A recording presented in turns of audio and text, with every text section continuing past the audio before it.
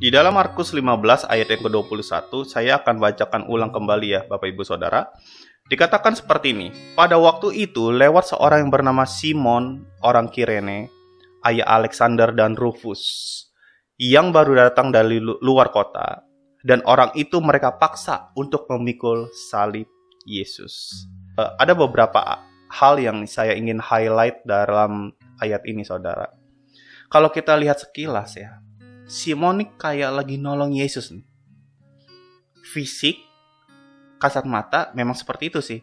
Secara fisik dan secara kasat mata memang terlihat Simon kayak lagi nolong Yesus kena bantu pikul salib gitu kan. Yesus kan kelelahan tentunya secara fisik. Tetapi di sini sebenarnya bukan Yesus yang ditolong oleh Simon, tapi Simon yang lagi ditolong oleh Yesus, saudara. Jadi Simon ini lagi ditolong oleh Yesus, saudara. Kenapa? Karena di sini, saudara, ingat kisahnya bagaimana Simon lagi datang ke Yerusalem untuk mempersiapkan perayaan Paskah. Dia lagi siapin tuh mau beli sayur pahit, domba mungkin, lalu anggur dan lain sebagainya, saudara. Di tengah perjalanan ketemu deh tentara Romawi. Ditepuklah pundaknya. Atau Alkitab bilang dipaksa gitu kan. Itu pemaksaan sebenarnya memang bentuknya. The tap of the spear itu hanya bahasa halus yang saya berikan saja saudara. Dipaksa untuk mengikuti Yesus saudara. Untuk membantu Yesus memikul salib saudara. Seolah-olah Simon yang lagi nolong. Tapi ingat saudara, dalam hal itu sebenarnya Yesus lagi nolong Simon dari Kirene ini. Dari apa? Dari rutinitas agamawi yang dilakukan. Karena perayaan Paskah yang sedang dia siapkan oleh Simon, itu sebenarnya ada perayaan Paskah yang ada dalam perjanjian lama. Di mana bangsa Israel keluar dari Mesir, saudara. Di mana ada anak domba yang sedang disembeli, saudara. Lalu caranya adalah ditorehkan darahnya di depan pintu. Makanya dia sedang merayakan perayaan Paskah yang seperti itu di perjanjian lama, saudara, si Simon. Tapi Yesus sedang menarik Simon dari rutinitas agamawi, saudara. Karena Yesus sedang menolong Simon supaya Simon mendapatkan kekekalan di dalam hidupnya. Bukan sekedar rutinitas agamawi, saudara. Sehingga akhirnya dia bisa dapat keselamatan itu. Lagi pula ya, Yesus tidak butuh ditolong. Apakah dia tidak mampu memikul salib itu sampai akhir? Ya mungkin saja secara fisik, saudara. Fisik memang lemah, tapi jangan pernah lupa Yesus adalah Tuhan, saudara. Karena ketaatannya dalam melakukan kehendak Bapa, itulah yang menjadi kekuatan Yesus untuk bisa memikul salibnya, saudara. Cintanya kepada kita, itulah kekuatannya, saudara. Jadi sebenarnya Yesus kuat gak? Kuat, saudara. Secara fisik mungkin enggak, tapi karena kecintaannya kepada kita, kasihnya kepada kita, lalu kemudian juga karena dia taat melakukan kehendak Bapa, maka dia melakukannya, saudara. Dan dia kuat, itu sumber kekuatannya, saudara. Di sisi lain, saudara, ada hal yang perlu kita highlight di sini. Yang menarik apa, saudara? Ingat, ini perjalanan Yesus menuju Golgota, di mana akhirnya disalib. Yang menarik apa? Yang membantu Yesus saat itu bukan 12 murid Yesus yang dekat dengan Yesus. Bukan 3 rasul yang dekat dengan Yesus. Yohanes, Yakobus, Petrus, bukan mereka. Yohanes kemungkinan besar ada dekat sekitar Yesus, tetapi bukan Yohanes yang lagi nolong. Tapi justru Simon dari Kirene. Saudara. Saya percaya ini bukan suatu hal yang kebetulan, saudara. Semua adalah rancangan Tuhan. Karena pertemuan Simon dari Kirene ini, lalu ketemu dengan Yesus, itu pertemuan yang luar biasa, saudara. Saudara bayangkan ya, bukan 12 murid Yesus yang menolong. Simon Petrus, murid yang pernah melayangkan pedang untuk membela gurunya, justru malah menyangkal Yesus. Murid-murid yang lain di mana? Gak ada, saudara. Ya, tadi saya bilang mungkin Yohanes ada di sekitar situ. Artinya apa, saudara? Saya jadi takut, saudara. Jangan-jangan kita tuh kayak ngerasa melayani Tuhan, lalu kita kayak ngerasa deket dengan Tuhan karena kita melayani Tuhan sering gitu ya. sebagai pengkhotbah, tim musik, multimedia, kolektan, atau siapapun kita ngerasa dekat dengan Tuhan, lalu doa yang kita panjatkan itu kayaknya bagus banget gitu saudara.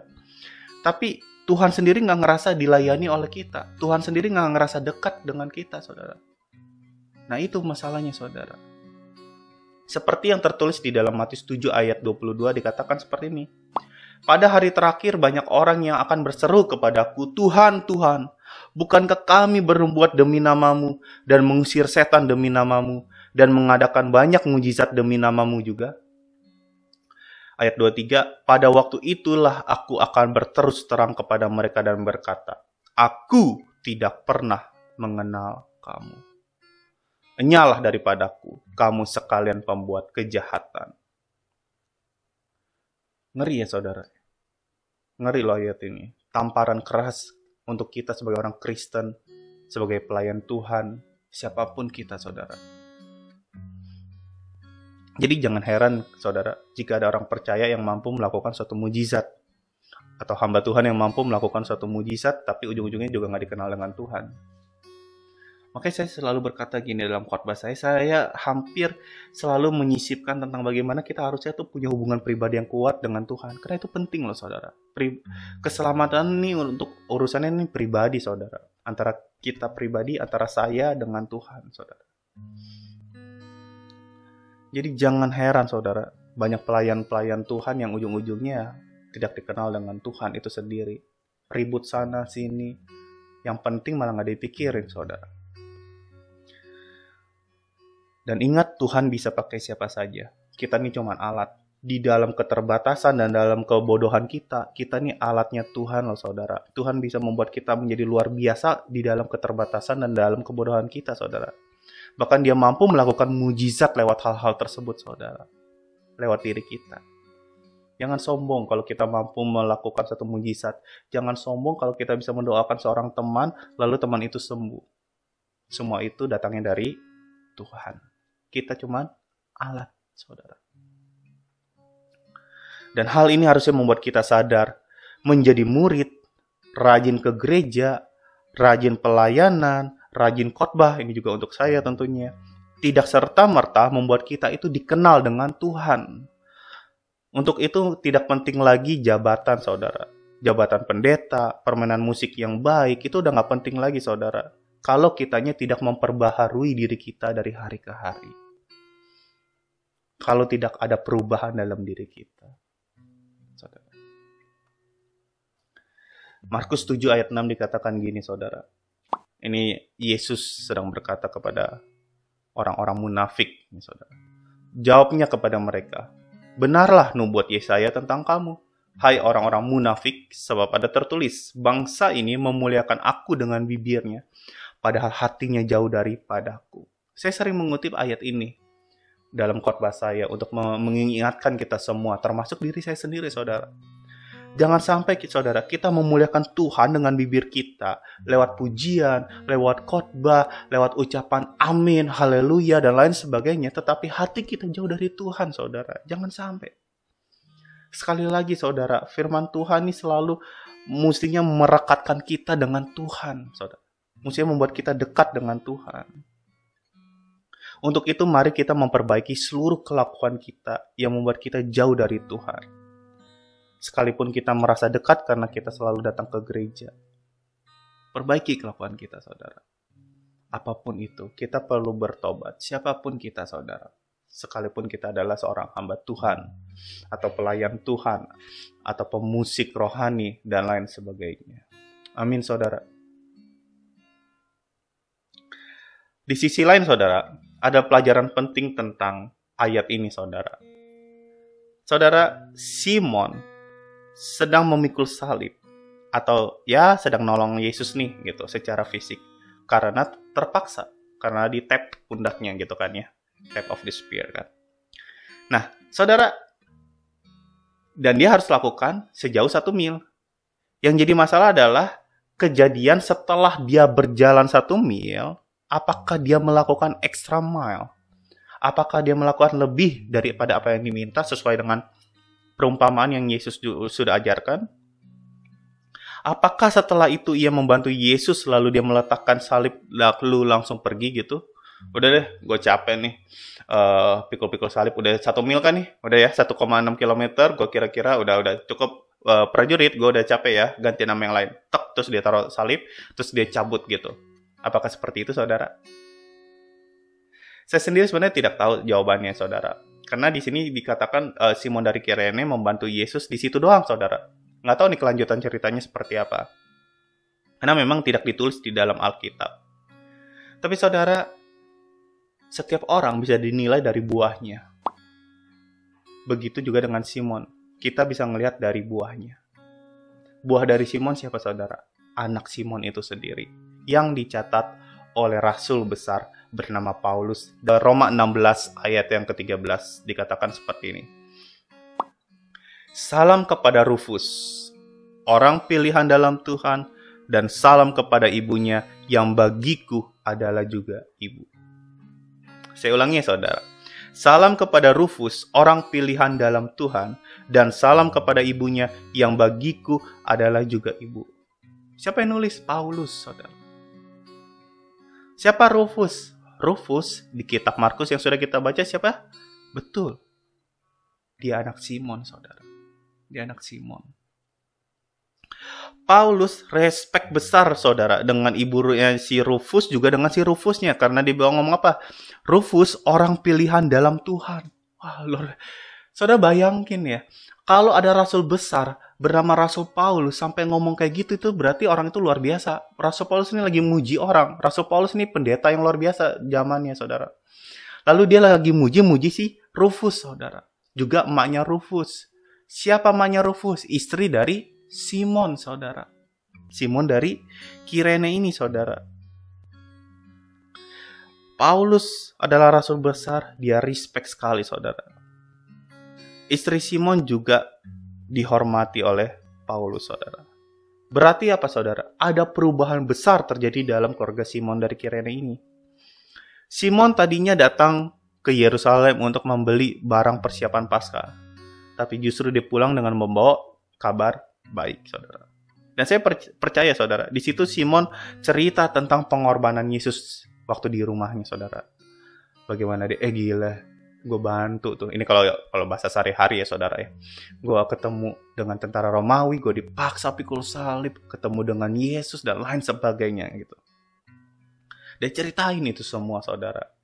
Dan menurut tradisi, saudara, Alexander dan Rufus itu menjadi misionaris. Tidak ada dalam Alkitab, tapi ini menurut tradisi ya. Sedangkan istri dari Simon adalah orang penting di dalam jemaat Roma. Artinya apa, saudara?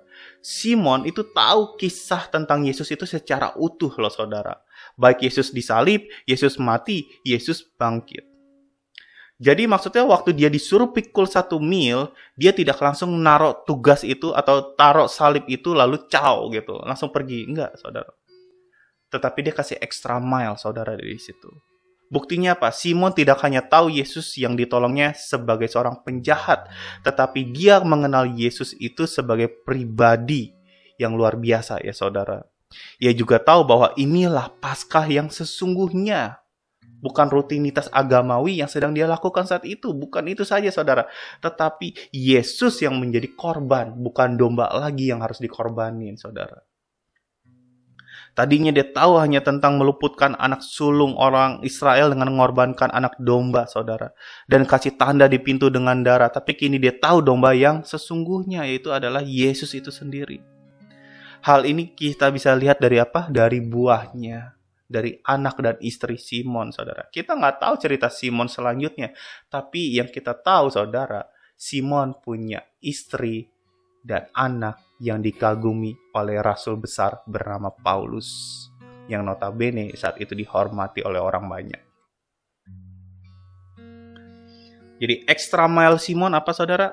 Dia tidak hanya memikul salib, tetapi dia berusaha mengenal siapa yang sedang disalib itu, saudara. Sehingga dia menjadi pengikut Kristus, lalu dia menceritakan pengalamannya bersama Yesus kepada keluarganya, saudara. Dia dikenal dengan baik. Keluarganya ini dikenal dengan baik, saudara. Anak-anaknya jadi misionaris, istrinya jadi orang terpandang di Roma.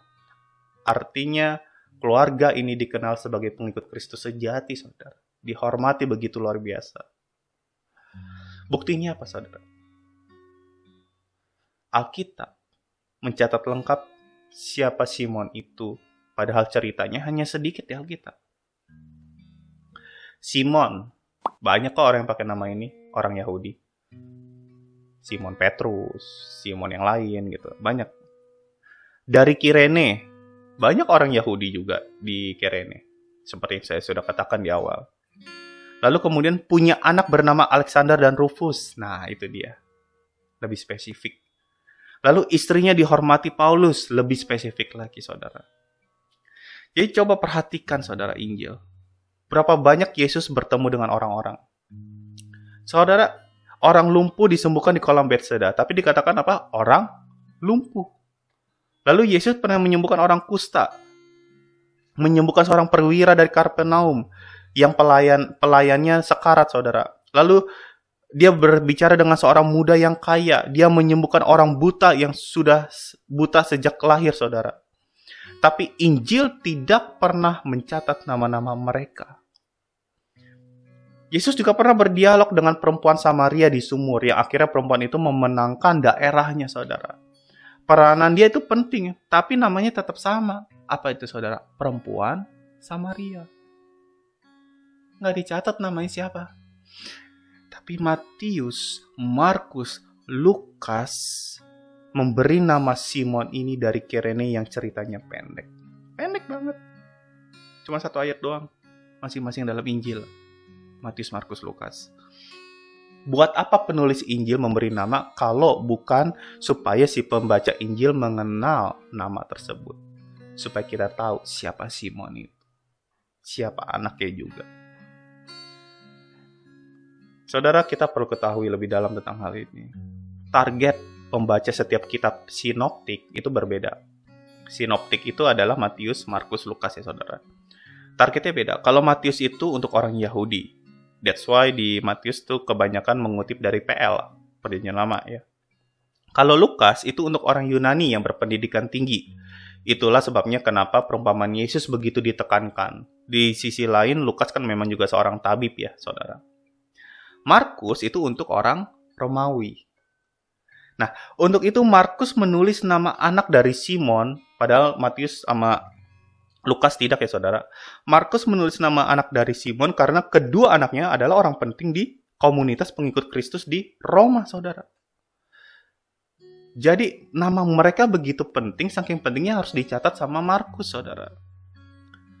Jadi maksud saya, saudara, Simon sekeluarga akhirnya dikenal sebagai pengikut Kristus yang dihormati. Saudara tuh ingin dikenal sebagai siapa? Si tukang ngutang?